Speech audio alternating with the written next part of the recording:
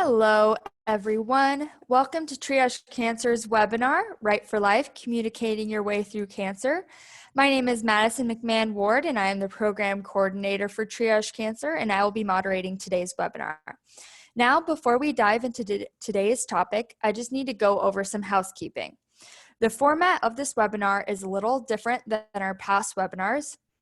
For this one, you have the option to speak throughout the duration of the webinar, as this is an interactive session.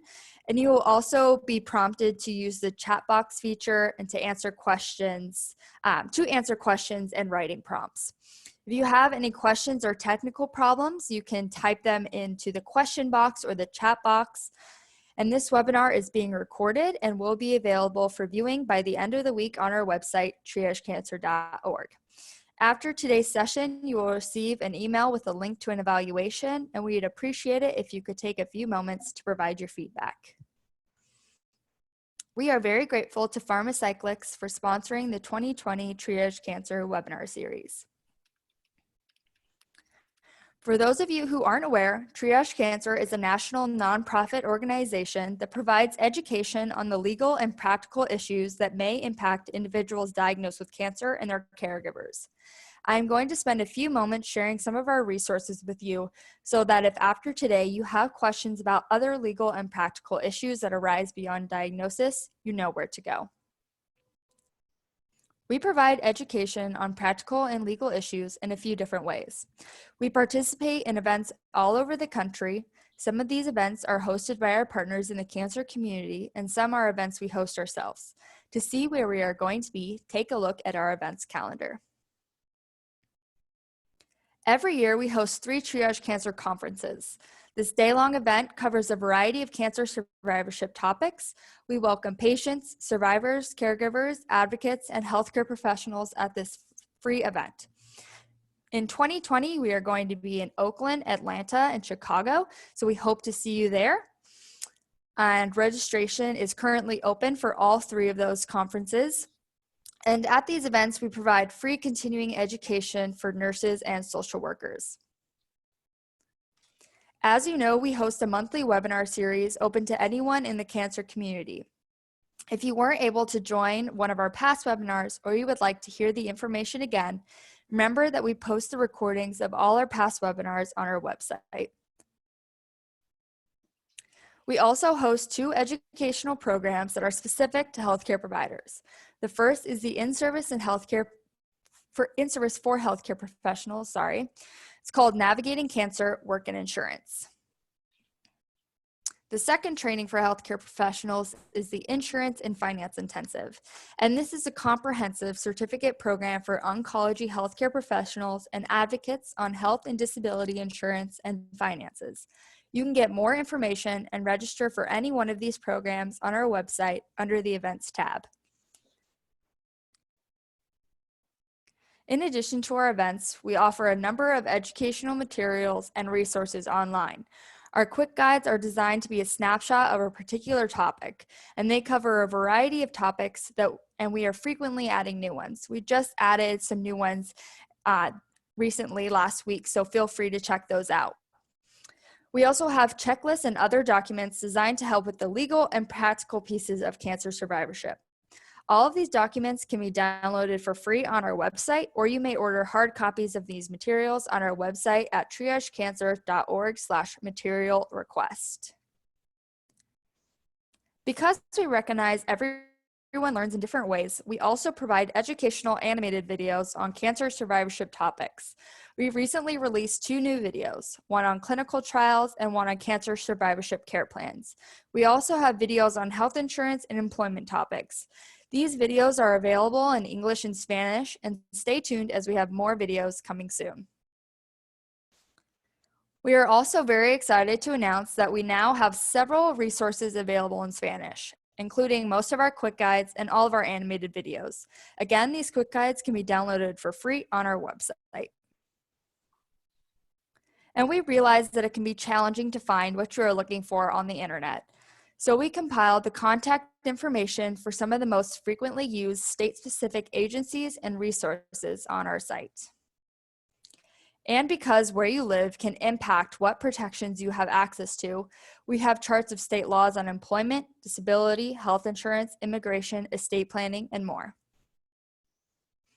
Cancerfinances.org is a site that we host in partnership with the SAM Fund that provides practical information on topics that can impact your finances. This website is designed to guide users to the information that is most relevant to their situation. We currently have modules on health insurance, disability insurance, education rights, estate planning, life insurance, and financial assistance resources. And we just added 2 new topics, one on caregiving and one on family building. And there will be more topics added soon. So go out and check those new topics. And finally, our educational blog not only provides great information about cancer survivorship topics, but because things are constantly changing in the cancer community, this is how we share late-breaking news. And we also have our monthly e-newsletter, which is where we announce all of our upcoming events. Now, with no further ado, let me introduce today's speaker, David Tabatsky.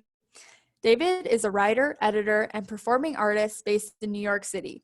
His memoir, American Misfit, was released in 2017. He is the co-author of several books about cancer, including RX for Hope, Reimagining Women's Cancers and Reimagining Men's Cancers, The Cancer Book, 101 Stories of Courage, Support, and Love, and the author of Right for Life, Communicating Your Way Through Cancer.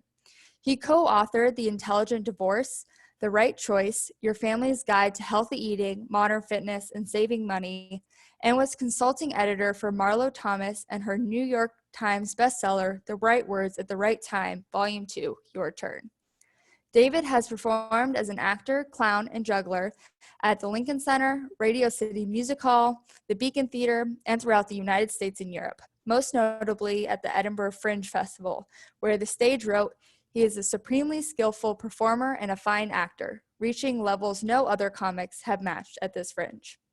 Remember, if you have any questions, you can type them in the question box or in the chat screen, and we will get to your questions near the end of the presentation and also throughout.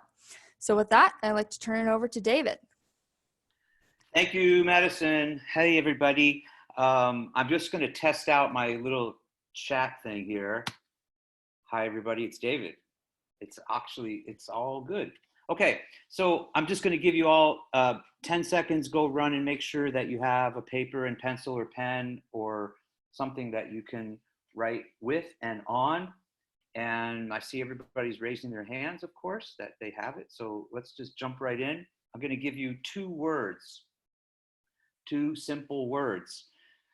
And I just want you to write down the first thing that comes into your mind. If you want to put it on a chat and send it to me that I can see it too, that's fantastic. And then maybe you could keep doing that, and then you can kind of cut and paste, and you'll have everything all written down for yourself to follow up and remind yourself of what we did today. So those 2 words are, I am. Go. I am. First thing that comes into your head, just make a list. Don't worry about full sentences. Don't worry about grammar. Don't worry about spelling. I am.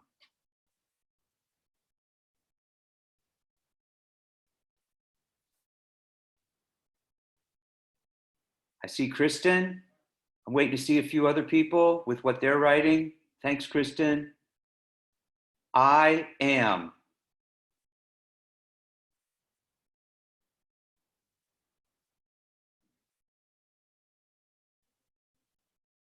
Okay, while some of you might still be chasing down a pen and a piece of paper, some of you are still thinking or overthinking it, if you don't mind me saying so. Hey, Stephen, I see you here. I'm just going to be interrupting myself to acknowledge the people who are jumping in. It's nice to have you, and you can always reach me through Triage. Instead of me giving all that, but I'll try to actually, if you keep this, I'll put down my email so people can reach me directly. I'm going to give it to you now that I don't forget. And all right, as long as you're not sending me any links to porn sites, we're good to go. And I can I'd be happy to continue this conversation with people in varying forms as we move on. So here we go. Let's get back to I am. And Stephen, thank you for that note. I appreciate it. And you're reached out to, and keep in touch with us as well. So I see here, we've got Kristen, who first said hope, warrior. And Yolanda, I am enough, strong, resilient, courageous, still here. Carolyn, a resource, trying to stay healthy, and a doer, getting older. Let me break it to you, Carolyn. we're all getting older. So you have a lot of company there. In fact, I think pretty much like you have universal company. There's no exceptions. So for better or for worse, there we go. So let's back up a minute and figure out why we even are filling in this blank on I am. Well, for all the thousands of people who have been newly diagnosed, and many other thousands of survivors and their families and caregivers and doctors and medical staff that I've been fortunate to work with in varying forms through workshops and doing speeches and presentations and all kinds of things. I found each and every time there's a questioning of identity. So when you're newly diagnosed, suddenly you're a cancer patient. That's a new thing to add into your identity. It does define you to a certain degree. It's going to depend on many circumstances that are medical. It's going to depend on the circumstances of your family. It depends on your personal makeup and how you live your life, how this new information, this new medical condition, etc., is all going to define you. In some cases, it's going to replace other definitions that you had. In other situations, it's going to add. And so we're all trying to figure out when this is happening, is there a contraction? Is there an expansion? Is there a little bit of both? And for every person, it's going to be different. So Sarah, I see here, I am a survivor. I am struggling. I'm doing my best. Aren't we all to any certain degree? So then again, you're part of a community. I just want to remind all of you, there's this wonderful umbrella of Triage Cancer that brings all of you and me and all of us together. But then there's all these different sub-communities that we have and that we have to create and define for ourselves. So in that regard, we might look at I am as I am a conductor, I am an instigator, I am a creator of a new community that meets the needs that I have right now and allows me to flourish and meet the needs of others that I can add to, that I can inject hope and the warrior spirit and the survivor spirit and the strength and resilience and courage that other people need, I can give to them as well. So yes, I may be a cancer patient. I may be extremely vulnerable right now, but I have a lot to offer other people because of it. So write again, I am. Fill in more blanks. Take a few seconds. I am. Go.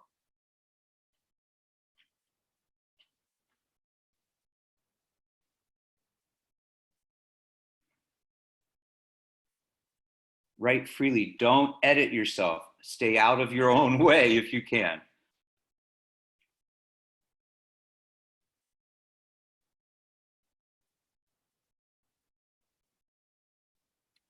What do we have coming back from people? I'm looking for some chat here. Anyone? Feel free to come back to us all.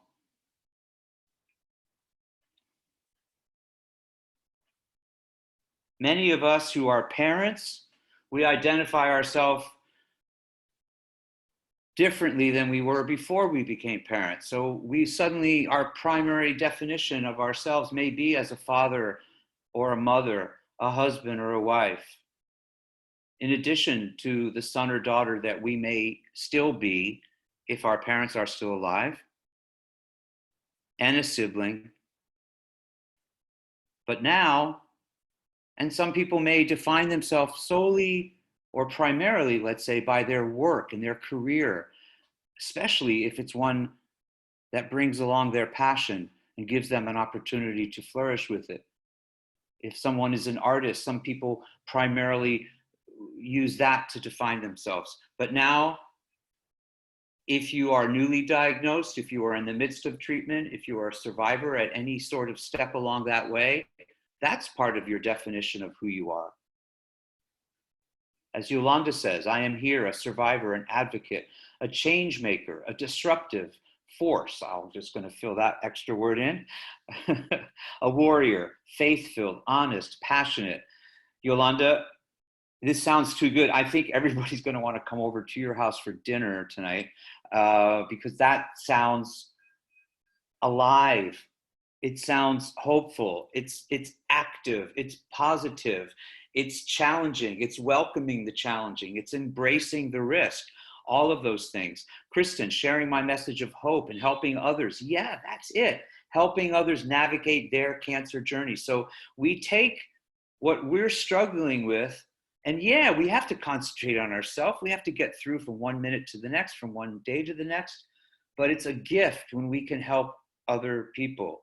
And it's actually, I believe, even though there may not be medical evidence, that we can take to the bank on this, but I do believe that when we help other people, there are health benefits directly to ourselves on emotional levels, on psychological levels, and they manifest themselves in many cases in a physiological and physical way. And writing then becomes an instrument. Writing is a tool for that. It enables us to codify, to organize, and to plan, to evaluate. It does all of those things in large philosophical ways and also in pragmatic, very practical ways. So with that in mind, just before we move on to one more thing, let's circle one word or phrase that you put down on I am, and just take about 30 seconds now to embellish that and write down what that really means, whether it's passion or helping others heal or resilience, staying healthy, getting older, making change, whatever yours might be in the way that you wrote I am, jam on that for a half a minute or a minute. Let's see where that takes you. Go ahead.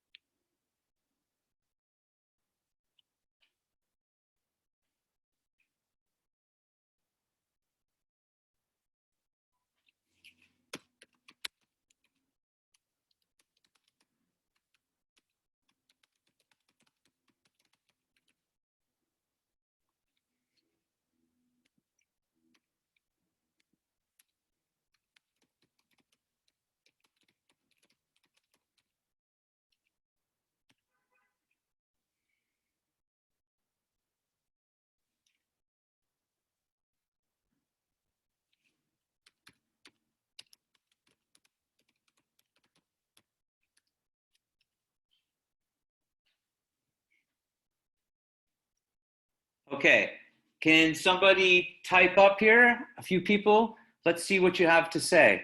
Let's see where you embellished and where any of these words, any of these labels, any of these self-identifications, where did they take you? Sometimes we don't realize how we are expanding our identity. A lot of times people, when they're diagnosed with cancer, at least that I've found in my personal experience working with so many of them all over the country, they expect, it's not necessarily what's really happening, but some sort of condition or something that, some impression that they had about what cancer does to someone before they had it, what they see in other people or what they saw on a TV show or in a medical report or something somewhere in the news that they think, oh my gosh, if I would ever get diagnosed with cancer, it's going to make my life smaller. It's going to make my life difficult and I'm going to meet that struggle. And yes, that stuff's true. It's going to be difficult and you're going to have to meet that struggle. But why does it have to make it smaller? And how will that ever even help you if you would allow it to do that? So here, what Yolanda says, to be an advocate means to not only become stronger in my own survivorship, but it also means helping those going through what I went through to see that there is light at the end of the tunnel, that the diagnosis does not define you, but make you stronger. That's it. Thank you, Yolanda. That's so much of it. It does define you to a certain extent, but I think what you're saying is that it does not totally define you. Absolutely not. Because if Yolanda, for example, if Yolanda is a mother, if Yolanda is a wife, if Yolanda has her job or her career, those things still exist. Oh, sure, there's going to be hours or days or different times where they're going to be tougher to deal with. They're going to take a little pause while she takes and puts all the focus on herself. But those things don't go away. If anything, they become bigger. They need to be even better defined to give you the resilience, to give you the foundation to, what you're saying here, to not define you, but to make you stronger. And I think that we all inevitably are blessed to have the opportunity of reminding ourselves to find this path in our own way. Each of us are going to have different things depending on what our day-to-day responsibilities are, depending on how we grew up, depending on what our spiritual orientations may be, what support systems we have. And so now let's move to how we take all of this thought and feeling. How do we take all of that and use our writing tools, not worrying about what the quote unquote skills are. That's not the big thing here. We're not about skills. We're using about tools. Sometimes when you use tools, I'm sure some of you have tried to use a hammer and you hammered your thumb a little bit more than the nail. But in the end, the hammer was still an effective tool to get the nail into the wall or to connect two things together that needed to stay that way. And you didn't have to opt for what I've done on certain days. Like you give up hammering and you just get out the gaffer tape and just wrap the two things together. Anyway, writing as a tool, writing as a means to get from point A to point B. But it's also a very pragmatic thing. So let's move in to another two words. We had I am, and now let's go to do. We're all familiar to some degree in some version of a to-do list. Some of you may still write them down the old-fashioned way and use a magnet and put it up on your refrigerator. Some of you are using sticky notes and putting to-do lists up on your bathroom mirrors to remind you when you're shaving or putting on makeup in the morning or wherever you're doing to remember different things. Some of you are using your phones digitally, electronically, to keep your to-do list going. But everybody has some sort of to-do list. We also have this to-do list that some people jump right into in their head the minute they wake up, the minute they're barely not even have their eyes open in the morning and their to-do list is running through their head. I think I probably already see a few people nodding here. And others who have a to-do list that just won't quit. It just won't shut up when you're trying to go to sleep at night. And that's not good. That's not healthy. So what do? Well, common sense would tells me, write it down, get it out of my head. First of all, if I see it on paper, I'm more bound to remember it than if I just say I'm going to remember it. Like, really? And then we go back to, I can't remember who said about the getting older part. That's not helping anyone either. So take a moment. I want you to write down 5 things on a to-do list.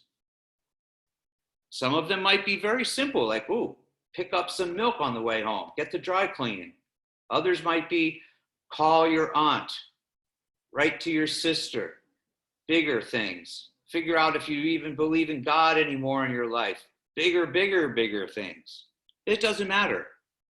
They're all legit. They all belong on a to-do list because they're all things to do. So take a moment to write down your personal to-do list. And if you want to type them in, that's fine, and share them. Go.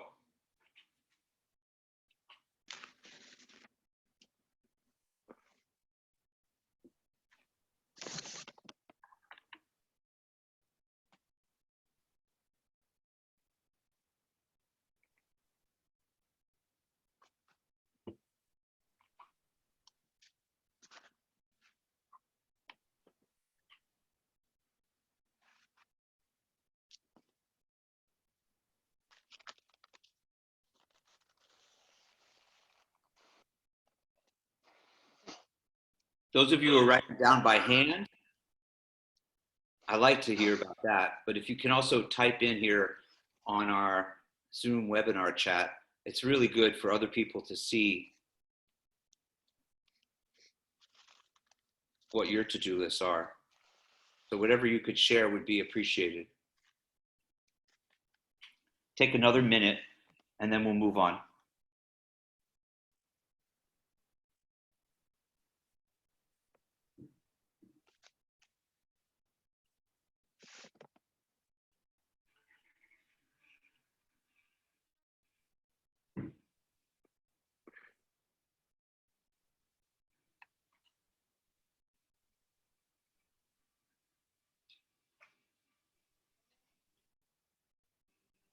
Okay, so we'll start with Carolyn and Yolanda. Carolyn, read, do paperwork, exercise, sort mom's medications, and laundry. Good. Okay, so funny, Carolyn has reading ahead of laundry. So, interesting. Okay, all right. I suppose if it's a good book, who cares whether your clothes are clean when you're reading it? All right. Yeah, and Yolanda, to do, get at least 7 hours of sleep tonight. Wow, I wish I could do that. Record a podcast episode, clean out my car, finish recruiting, call my mom. Okay, good. Now, let me ask you each to circle one. Carolyn and Yolanda, we know what you have. I'm sure some other people have theirs.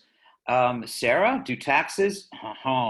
Schedule, oh God, somebody had to bring that up today. All right, do taxes, schedule a meeting date, email the committee, call a friend, pay bills. All right, now pick one, just pick one. Don't overthink it, just pick one and write on that. Break that down into what are the 5 components of that you need to pay attention to. As we head now towards a mindful approach to our to-do lists. So take a moment to do that. Go.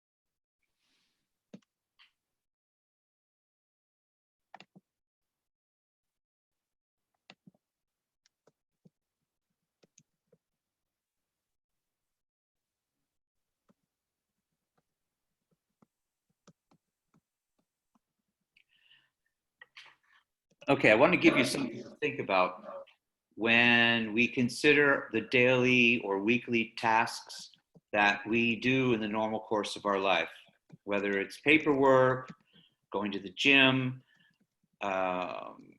cleaning the car or the house, or grooming your dog, taxes, all of those different things. Or for example, picking up dry cleaning. Now, let's break that down from the moment you begin that errand until it's finished. And how do we slow down and stay in the moment and be mindful, even with a very pedestrian thing like going to pick up the dry cleaning? So for example, you leave your house, you go to your car. What do you notice about if there's a front lawn or a street, depending on where you live? What's out front with your neighbors? Who else is there? What bicycle is laying on the corner? What tree has fallen down overnight from a storm? What are you noticing? What are you taking in, even just from point A of your front door of your house or side door to go to the door of your car to get inside? What happens once you're inside the car? What other life or evidence of life is there that you may want to pay attention to, be mindful of, to acknowledge this inanimate existence that somehow is a part of your life, to not take for granted? So it's an exercise in looking at these small details to not take them for granted, to not miss out on a chance to appreciate them, and or even to inform yourself that there may be evidence of something that you do need to pay some small attention to. That in the course of our life, by trying to keep up with a to-do list, in this scramble to do it, we often miss small details that are sweet to know, that are important for safety, and that are things that we may want to communicate with someone that we care about. All of those things are important to keep track of. Now then, when we drive through the neighborhood and we go to the dry cleaner, what do we notice in the neighborhood that may be a lovely thing to take a moment to observe, to take in, to digest, to think on, to ponder? We may even decide to pull over the car for a moment to write it down or to dictate something of ourselves into our phone to remember. When we get to the dry cleaner, what item are we picking up and what value does it have? Is it a sweater that an aunt or a grandmother may have originally bought for you, who's now is ailing, who might not be so healthy and you need to pay more attention? That sweater isn't just your favorite sweater anymore, but it represents someone who's important to you, who you need to communicate with more. What about the person behind the counter? What's their life? Who are they? Don't they deserve some of our attention and some of our care, that we pay attention to the detail, even just one detail of their life, to ask about, to inquire, so that they are seen and heard and acknowledged as a human being, not just someone who's providing you the dry cleaning that you need for your life. What about their life, just for a moment, to share in that aligned humanity that we are all capable of creating if we just take a few seconds to do it? So that's what we can do when we write down our to-do lists, is to embellish them with those details. And in a way, in a small, gentle way, even to challenge ourselves to be more mindful of these things that we normally take for granted and just try to keep up with on a day-to-day or week-to-week basis. So we take this to-do list and we make it something meaningful.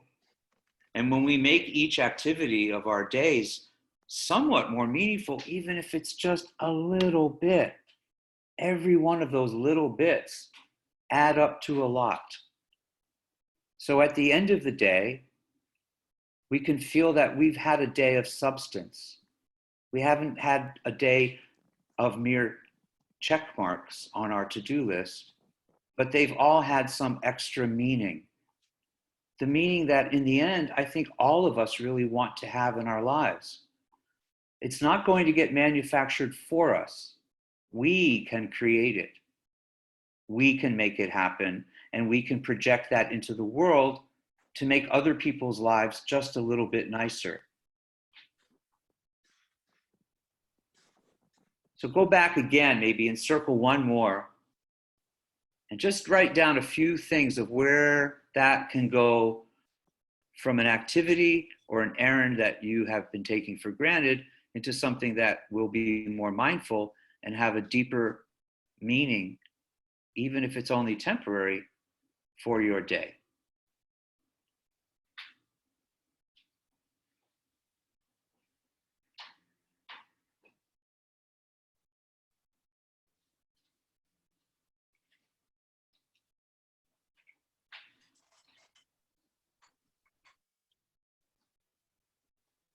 Okay. So we'll stay just for a little bit longer on this to-do list, because what I want you to do is scramble inside your head just for a moment and think about something that normally we don't put down on to-do lists. For example, who we need to reach out to, who we've been putting it off. Well, we've been sending little cursory emails. Oh, I didn't want to forget you, just thinking about you today. And those are all fine and good. But what about picking up the phone? What about taking out a piece of paper and a pen and writing a letter in your handwriting that that person will remember? They know your handwriting. Some of you, it could be go back years, could go back decades that they know that handwriting. They haven't seen it in so many years, but you, instead of emailing them, Just take the time to send them a one-page letter with 5 sentences on it in your handwriting. That's like a caress from your heart. And when they get an envelope in the mail, amidst all the other junk that they get on a daily basis, that one person, whether it's a relative or an old friend or a former doctor or another patient that you knew way back when, that they get that letter in your handwriting and they see their name written by hand from your heart and from your hand. That has great meaning, especially in this digital world that we live in. That's a touch from the heart. That is something I push and push with people to not take for granted, to not overlook. I don't know how many of you might have been to summer camp when you were a child, and when a letter would come and your counselor would give you a letter and you saw your name written on an envelope with a stamp and a postmark on it, whether it came from your parents or a sibling or someone, and you saw that. Wasn't that a powerful moment? You feel special. Oh my God, somebody took time to write my name and put it on an envelope, and it's come all these miles away and landed now in my hands, and it's all for me. Someone thought enough to take the time to do that. And now, as an adult, that choice is even more deliberate, has even more impact. Children expect that from their parents when they go to summer camp. They're going to get letters. But now you're 45, 65, 85, however old you might be, and the person that you know is similar age, and they haven't seen a letter in handwriting come through their mailbox in years. And now you're going to be the one to do it for them. Isn't that kind of a cool thing? I think it's really, really underrated how important those things are. So I highly, highly encourage you to do it. Also, for your own writing, let me just take a moment to talk about this part. I know, most every workshop I've ever taught, when I ask people if they write down their questions for their doctors before they come, I see people who are nodding. Yeah, they know to do that. There's always a handful who look at me like, what am I talking about? And it never occurred to them to write down their questions for their doctor. And I'm thinking, man, you must be, I tease them saying, well, you must be the most remarkable person ever.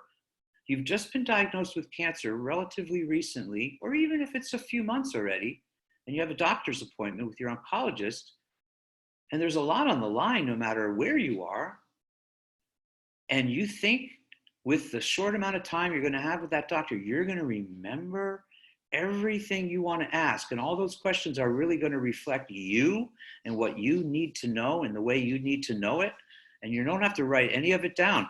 That is remarkable. Now, of course, I'm teasing people to make the point that no one can remember that, especially in that moment of vulnerability. And there's fear. And when there's fear in the equation, of course the brain's going to scramble. The brain is going to constrict. That's what fear does to us. It makes us constrict. It makes us tighten up and stress up. So when that happens to our brains, they don't function in the normal fluidity that they might have. We're cramping our potential when fear gets us that way. Sometimes it's warranted, and sometimes we just let it get the best of us. And that's when we need the writing tool. That's when we really need it the most. It's lovely to be able to express our joy and our love when we're feeling really good and we're feeling strong and we're feeling bright and hopeful. Go for it. But it's even more important sometimes when we're feeling scared, when we're feeling alone, when we think even the people who love us the most don't really understand maybe what we're going through because they haven't lived it themselves. It's not their fault. So that's when we need to write more. That's when we need to express what we need, so that when we do have a chance to express it to someone who cares about us, we can do it in an articulate, efficient, and meaningful way that can instigate and provoke in a positive way the answers and the support that we inevitably need. And so it does come back to that identification. What is I am now? Who am I now? With this new, somewhat modified identity. And what am I to do about it? So we have I am and we have to do. Just one more note about where we write and when.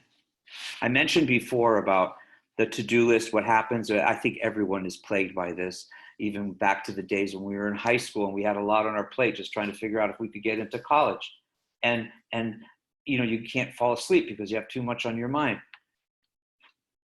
What about having a notebook or just a yellow legal pad or a little to-do, a little post-it papers next to your bed?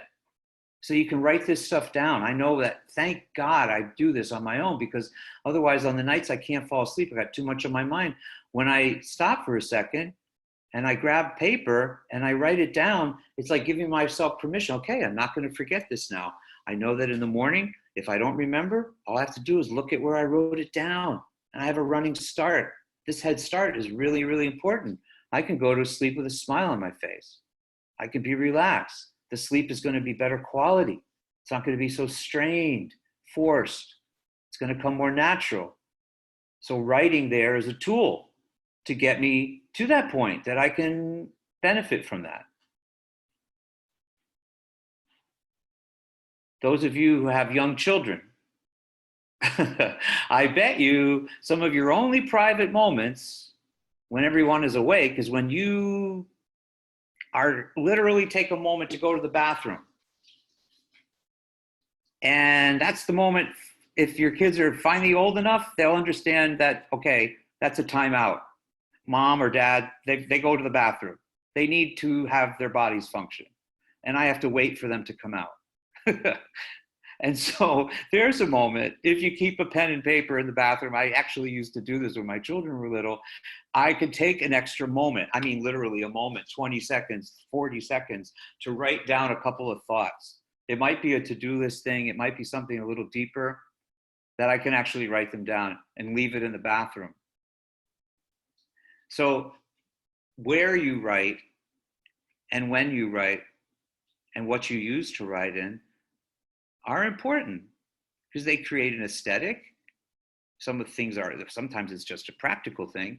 For example, if you sit down to write a letter and you want to go, gee, you know what, I really want to write a letter to my sister. I haven't spoken to her in a long time. It's not going to be an email. It's going to be a real letter like we just spoke about by hand. Well, I probably shouldn't sit down at the table where I pay my bills and where I do my taxes, because this is my place in the house for business. I don't want to be in a business frame of mind. I want to be in a sibling love frame of mind. So I'm going to curl up on the couch with a notebook that has a hardback on it that I can sit and write on my lap. Or I'm going to go stand and stare out the window at some trees, and I'm going to write from there on something portable. But I'm not going to write where I pay my bills and do business things. I want to be in a different frame of mind. I want to be in a looser mentality, in a more loving place. So where we write is important. If you ever have access to just get on a bus or take a train and you're not pushed, on a schedule, I know I find it really lovely to be on a train. It's a feeling of being carried and being transported. Physiologically, it really opens up the mind in a different way for you to write in that situation. Or in the time when you're like taking a book and you have a long bus ride, you want to read, but also tuck some paper in there. So you might, just some blank paper that you might also write down some odds and ends while you're reading.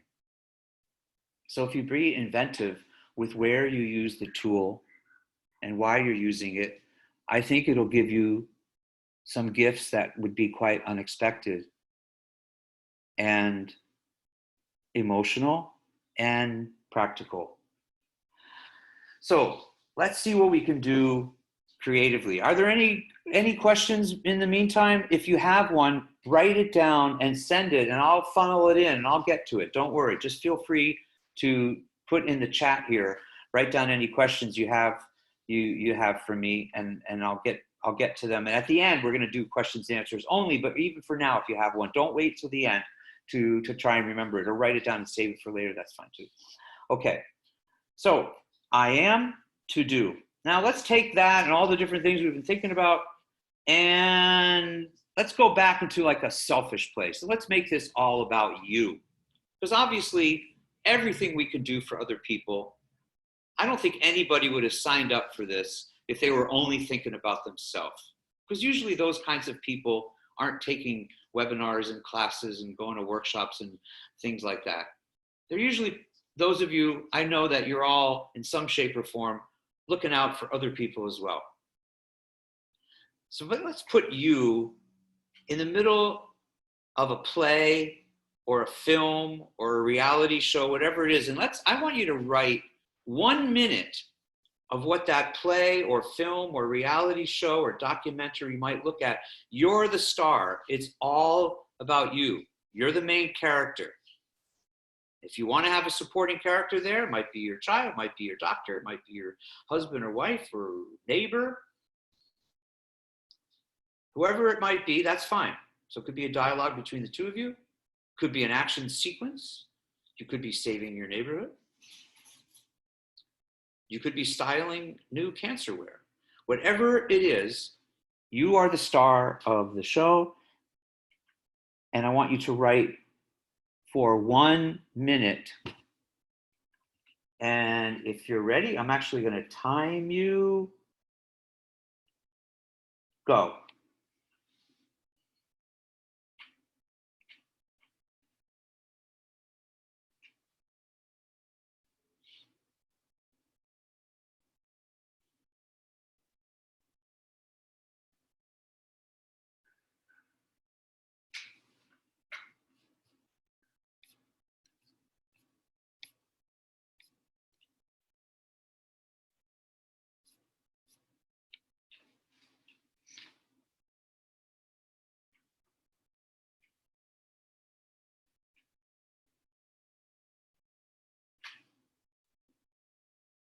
"20 seconds.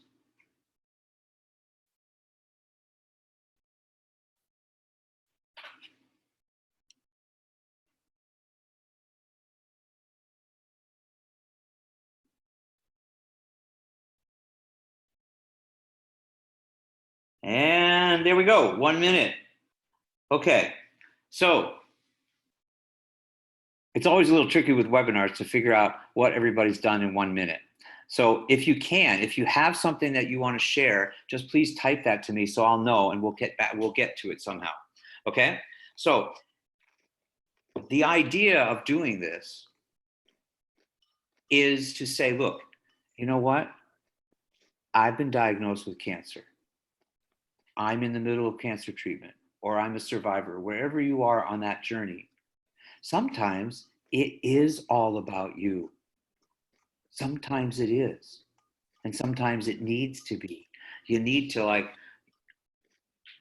what's that expression? Batten down the hatches. You need to wrap it all up. You need to get that blanket all encompassing. You need that self-protection, that self-preservation. You need all that attention to go about you. You may even need to tell your family, hey, today's a big day, whether it's through treatment or recovery from treatment, or I'm going to find out new news today, whatever. I need everybody to take care of me today. Don't leave them guessing. You tell them. Okay, that's kind of a weird thing, maybe difficult for some people to do. So you don't know what the words are. So there again, let's use the tool of writing. Practice it. The most basic things we have to practice. What we usually take for granted is that we know what to say to other people, and we don't practice. We just say it right off the top of our head. We might think a little bit, oh, should I say this or should I say that? But then you never really practice it and say it out loud. Why not write it down? Why not take a couple minutes just to write down some key points that you want to make sure you say to somebody? And you even say to them, it could be your own spouse, your own child, your own colleague who you work so closely with, that I'm going to check my notes. I wrote down some notes and I'm going to check them because I want to make sure I don't miss a thing with you, because I care about that. I care about this so much, and I care about you knowing what I need and what I feel and what I want to tell you. Why trust yourself to remember it all, especially when you're in the midst of such a vulnerable time frame? Especially like when we spoke there about fear. We speak about anxiety and all of those other things. When those are playing a role, we're going to tend to be more forgetful than less forgetful. So why not give yourself the assist of writing stuff down? It's just simple common sense. It's like the old Boy Scout, Girl Scout thing, be prepared. Well, they weren't kidding. They had that part of it right. There may be some other things that are a little funky about Boy Scouts and Girl Scouts, but that part's pretty good. Be prepared. Any athlete who gets to an elite level, they're really, really well prepared. And it's every day. Well, if you want to be an elite cancer patient and you want to really, really be successful, be prepared. Do your homework. It starts with you. So you're going to go see the doctor, write down what you want to ask. I bet you 9 times out of 10, you're not going to remember. And you're going to be under a time pressure because that doctor won't have all day to wait for you to figure out and remember what you want to say, what you want to ask.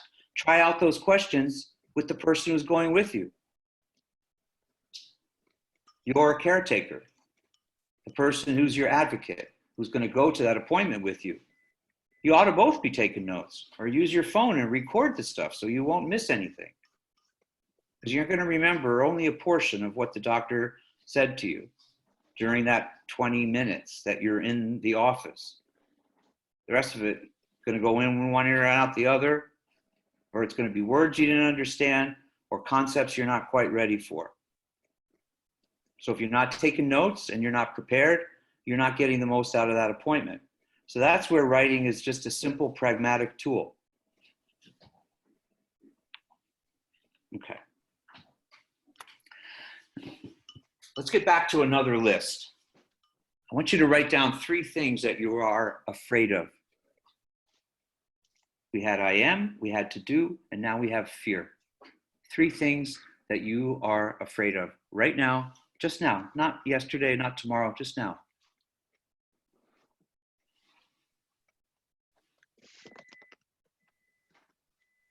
And if you can share them on the chat, that would be really helpful.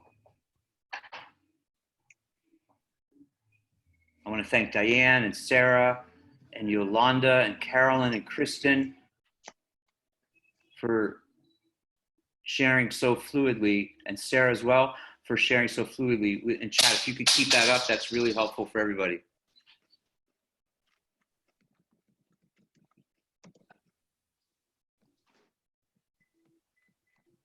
Three things you are afraid of.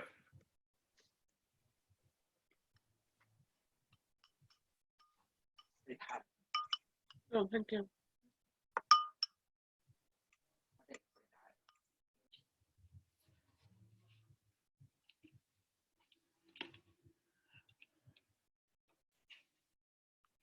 Okay. Thanks, Diane and Yolanda. I see Andrea. Okay. Yeah. You know, I guess you're all seeing what I'm seeing too. So this one word that keeps recurring is recurrence. That's absolutely common. I see this recurring all the time. Don't mean to make light of it at all, but the idea of recurrence, in every time I've ever asked this question, that's right there. So remember, you're not alone in that. Any of you, you have that. You're part of a recurrence community, if you will. But I hope that just now, whether you're sitting at a computer of some kind or some device, that you're seeing that. When you see that written from yourself and you see it from other people, it just makes breathing that much easier, just even a little bit easier. I'm not alone. I'm not the only one.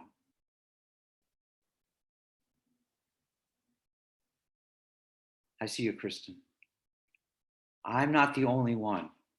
Everyone here who I see in this cancer clinic or hospital, if I would ask them, that'd be on their list too. We have that in common. There is a shared humanity. It's not one we ever wished for, but it does help to know that we are not alone in this time, in this moment. The people who are taking care of you are aware of that as well. So it helps. First of all, I hope it's helped all of you right now, even in this very moment, even just a tiny bit, because let's take everything tiny wherever we can, because you start to stack up tiny and it's more than tiny. It becomes meaningful and helpful. So just seeing your own words written there, that you can own it, then it's not irrational, it's a rational fear. That's easier to deal with. Not easy, easier. When we have irrational fears, that's where our anxiety kicks in to levels that may not be very manageable. When they are rational and they are connected to something very real, then they become at least manageable. We can understand what they are and we know why.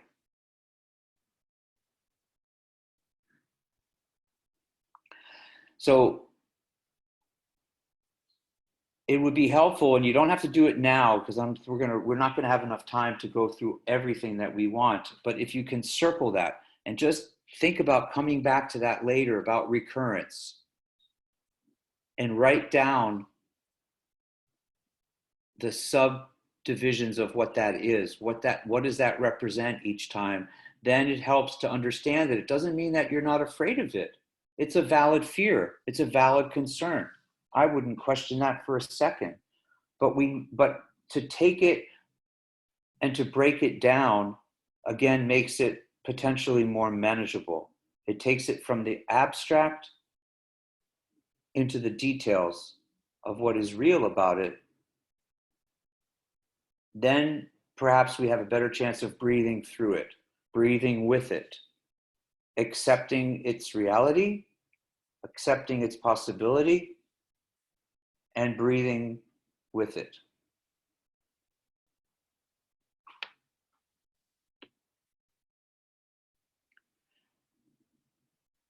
Let's flip it for a moment. We think about the things that we are afraid of. And I think that these are important things also to express to others, whether it's your doctors, your medical team, your primary caregivers, your family, your close friends, people at work. When we can write these things down, we're halfway towards being able to share them. And we can find the words that feel true to ourselves to express them, not necessarily words that we see in a cancer journal or words that some quote unquote expert spoke about, but that words that are your words. And that's where writing is the tool to find your words. What are words that really express things for you, Yolanda, and you, Andrea, and you, Kristen, and you, Sarah, that are different from each other, that are yours and yours alone, so that you feel that you're being faithful to yourself. So these words are authentic to you.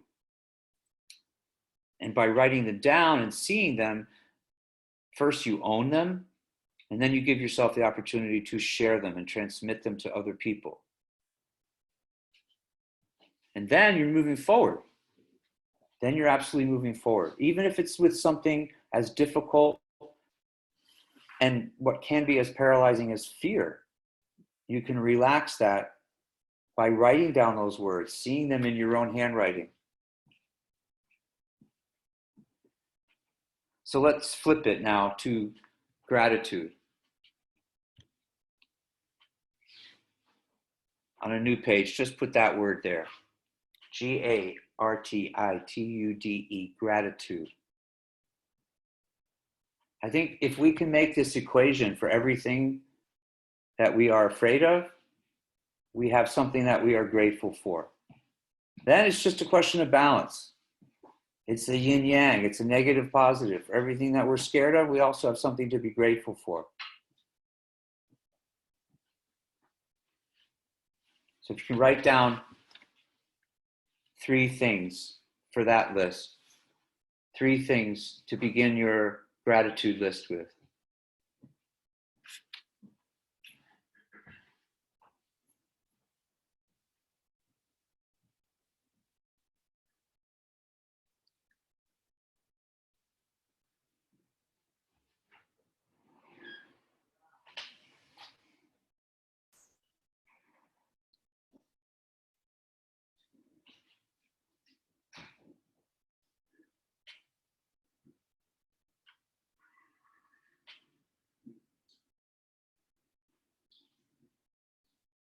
Okay, I see a couple people have come with theirs on the chat.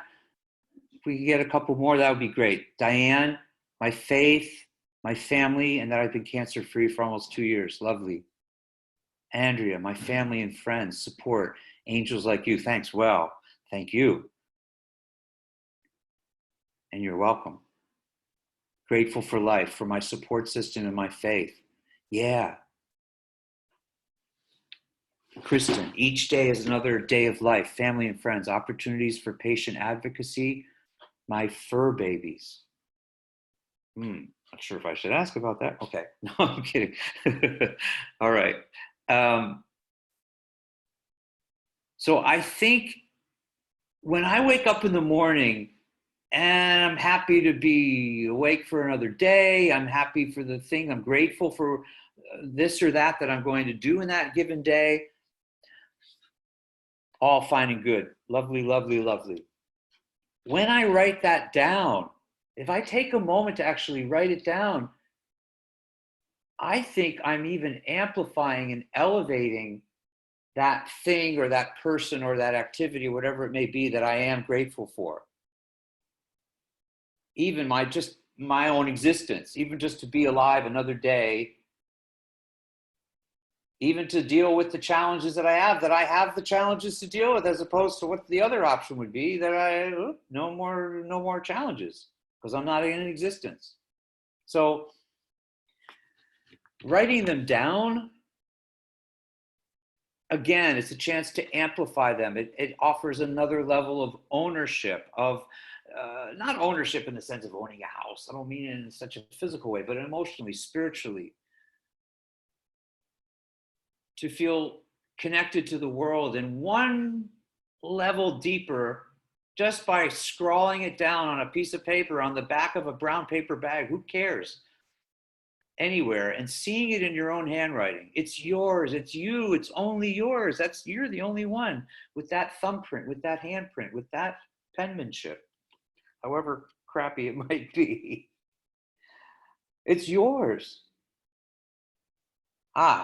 Sarah, my therapist recommended I write on my bathroom mirror with a dry erase marker what I'm grateful for each morning. Good idea. Good idea. Now, your therapist said that not knowing the size of your mirror. So maybe your therapist was hopeful that you have a large mirror in your bathroom or wherever you look at yourself, to leave you the opportunity to write many things, or just to write them large and loud because you are really seriously grateful for them.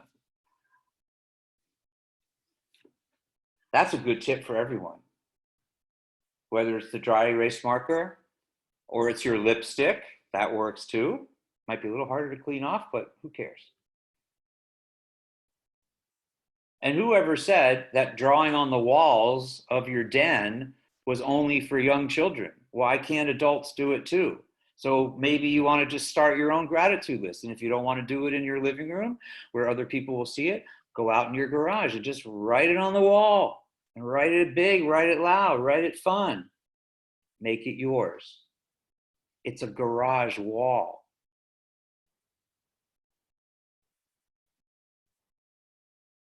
So I think, again, I keep saying this because I think it's really important and it has value when we see our own words. You know, when we look in the mirror and we see ourselves in some shape or form, it's reminding us that we are alive and that we exist. Even when we kind of don't recognize ourselves, if we've been through particularly rough treatment and we're not looking so hot and we don't recognize, man, I don't look as good as I did 3 weeks ago or 3 months ago or 3 years ago. I've been through a lot, but it's still me. I still can see me in there somewhere. Well, there's a parallel to that when we write. But then when we write, we can also write down where we want to get.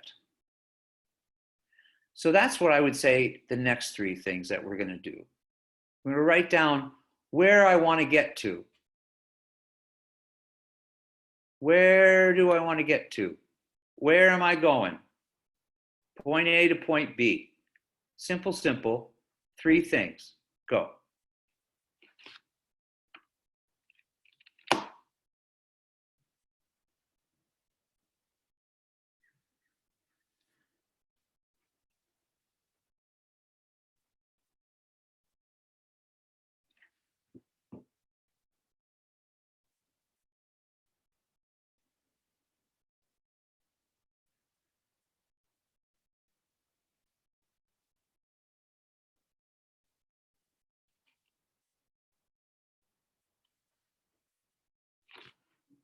Andrea, good question. Yeah, there's the small stuff and there's the big stuff in there. So why not do either one or both? Same thing with the to-do list. You know, we got to get the car washed, we've got to pick up laundry, we got to mow the lawn, and we also need to figure out our relationship with God. They actually all can go on the same to-do list. Balance, calm, stillness, Carolyn, great.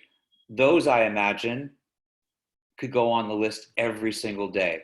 Because no matter how well balanced we may be in a given moment, we're always seeking to extend that, to maintain it for a little bit longer, or to be able to do it when we're struggling a little bit more than usual. And the balance and the calm and the stillness, they all go together, whether we find them through meditation and or yoga and or Pilates and or a walk in the woods and or being transported on a train. All of those different things, they're all one and the same to bring us to that place where we can look in the mirror and stand still and breathe fully and deeply and see ourselves. And so we may write down, for example, you may decide to write down what gives me calm. How do I find stillness? What do I do, just me, to maintain my balance? To actually write them down, to remind yourself by trying to figure out and find words for them might help you to get to them. Yolanda, there's a similarity there with complete mental peace. And obviously, when we have financial struggles, we need to be coming from some sort of calm place. We can't allow ourselves only anxiousness, because then we're not thinking clearly. So somehow, even when it's a big struggle, we have to, even if we manufacture it, even if we fictionalize it, and we make it up that we feel calm in that moment, that's fine, because it gets us to a place where we can think more clearly. To let go more, to less anxiety, to get out of my head. And these are things that I hope you'll use writing as a tool to get to. A lot of times, no matter what, we have too much noise in our head. Some of it comes just from the digital world that we live in. There's so much stimulation, overstimulation. Some of it may come from the environment that we live in, if you're living in a busy area. And some can come from fear. Let's not kid ourselves. Inner noise often will be triggered by fear. It could be totally disconnected. Cancer may not be part of that picture. Maybe just be a fear that you're worried that your 17-year-old son or daughter who's driving across town to visit their friend could have a car accident because there's their new driver. That's fear. That's anxiety. You may be afraid about the political world that we're living in, and all the hatred and the anti-Semitism and all the racial crap and blah, blah, blah, blah, blah. There's enough there just from watching the news or reading the newspaper to be fearful of, let alone what your own personal circumstances are. So we always, always have to find our balance and our way to acknowledge that that exists, and then to figure out how we manage it. We do that often in meditation, mindfulness activities. They often always help, even if they're momentary. We only live moment to moment, so how do we expect to solve everything that's going to lock in for days and days? You have to renew, you have to renew, you have to renew. That's practice. That's why it's called the practice of meditation. So I encourage you to add writing in as a tool for yourself to get to that place, to ease the clutter mentally and emotionally, to calm the noise simply by writing it down. For example, go back to the basic thing, like you want to try and go to sleep and you got too much noise in your head. Well, if you write down, even just for 90 seconds, you can write down a bunch of stuff, boom, that noise suddenly quiets down. There is calm from releasing that. There is some peace. There is better breathing. There is the stillness that we need to let our body go to sleep, to heal itself, to be ready for the best of another day. Like Sarah says, confident, connected. When we can ease up the noise that's inside our head, we can go to sleep confident that we are ready to embrace the next day, that we're not going to be scrambling to remember what we were trying to make sense of the night before in our head, trying to go to sleep. So that's one place I really, really suggest you equip yourself with something to write with. And it's not, if you can help it, not making a to-do list into your phone with that bright light shining into your face right before you go to sleep. That's not ideal. Okay. So we've got I am, to do, your 1-minute piece, which I hope you can have some fun with and maybe expand, where you're the star of your own play, film, reality show, documentary. You might even cast your family in supporting roles and have fun with them after dinner, acting it all out. We've explored fear, which is an ongoing thing to do. We've embraced gratitude. Now, just for fun, before we go to our questions and answers, just write down for us 3 guilty pleasures.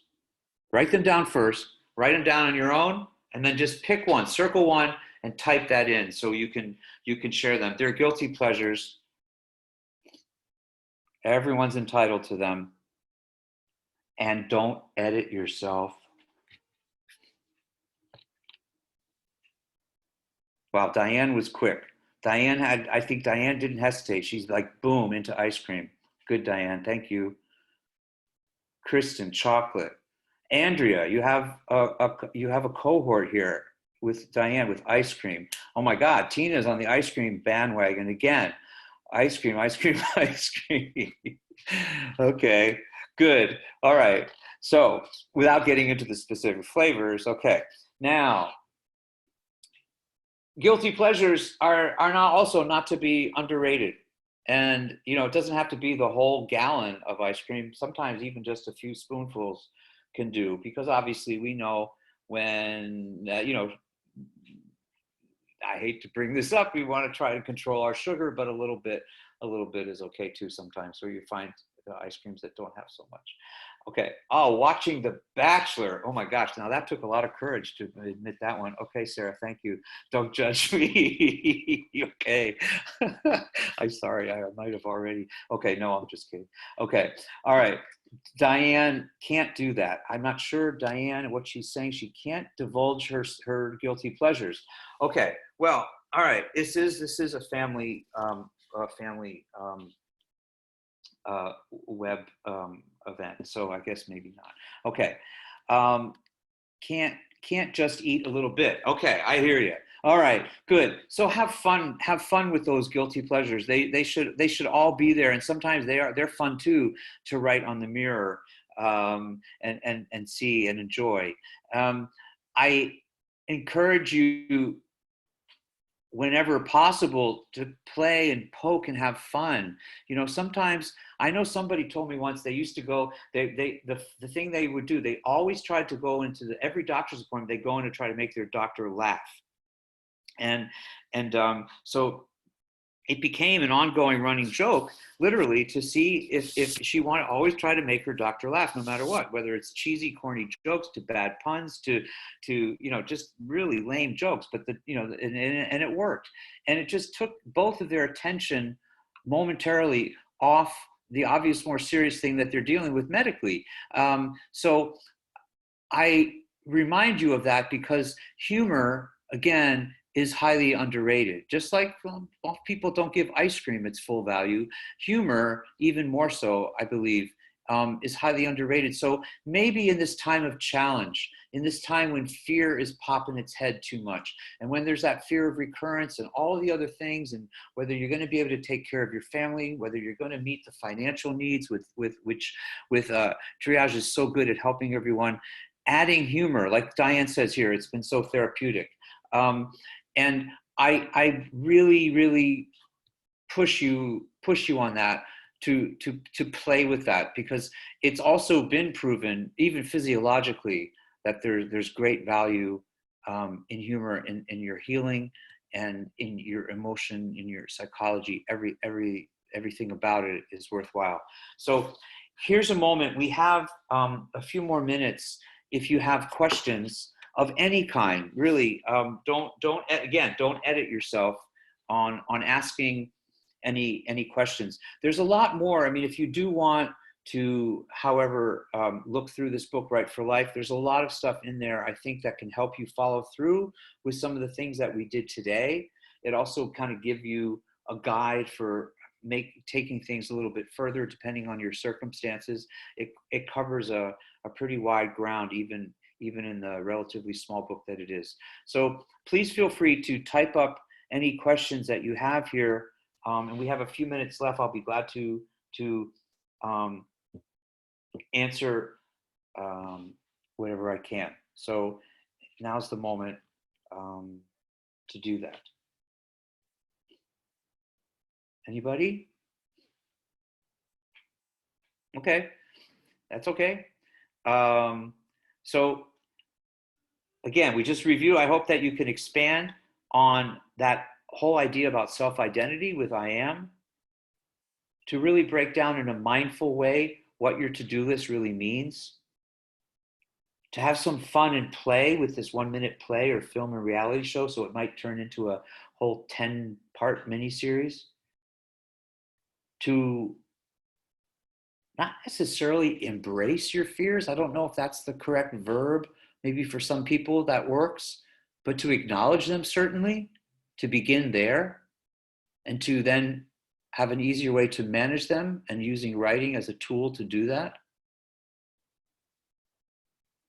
To embrace and express your gratitude. You can have all the gratitude you want for somebody, but if you don't let them know, it's just your own gratitude for them. Share it, give it away. And then please don't short shrift yourself on any of your guilty pleasures. That is really important. So now, Yolanda has a question. What books besides your own? Okay, yes. Can you suggest to read to become a writer and to publish? Okay. Wow. Well, it depends what kind of writing that you want to do. even if we just split it between whether it's fiction or nonfiction, and then there's so many subsets with all of that, depending on what genre of fiction or what type of nonfiction that you're talking about. So maybe that would be helpful for you to figure out. And Yolanda, you can certainly email me. I'm on the road this week, most of it through, and I'll be back in my home office on Monday. And so if I get an email from you by then, next week, I promised that I would respond to these, and then we can have a dialogue about that. And then I can help you more when I know a little bit more specifics about what you want. In part 3 of Right for Life, it's a 3-part book, there are some things there about where someone can move forward as far as if they want to put their writing out into the world. It doesn't get into, to list agents or publishers or things necessarily like that, but more in a more general way. So that might be helpful, but I'd be glad to just dialogue with you separate from today. Sarah, thank you. I'm really glad. The whole idea is to give you help and give you new vocabulary, get new tools. It really is expanding your toolbox, because we all have our own toolbox to help us get through whatever our challenges are. And so I just really, really believe strongly in how writing can be a big expanse on that, on a whole lot of different levels, from a common sense level to a much more deeper spiritual place. So thank you all so much for sharing this time. I see you are starting a buddy system. Oh, great. And you know what? I'm happy to buddy with any of you, whether it's in a group email, if you want. I mean, I think you all have each other's emails. If you are sharing and you want to share stuff with everybody else and loop me in, I'd be happy to be, I'm loopable and loopy, depending on what time of the day it is. So I would be happy to be all a part of that and continue this dialogue as we all go forward. So wishing you all a great day, and thanks again so much. And I'm going to turn it back now to Madison. Are you there? Yes, sorry, I was still muted. Thank you so much, David. That was great. And thank you everyone for participating in today's webinar. I just want to encourage you all to stay connected with Triage Cancer. We hope that you found this presentation useful. It seems like you did. So continue to stay connected with us. Thank you all. Have a great night.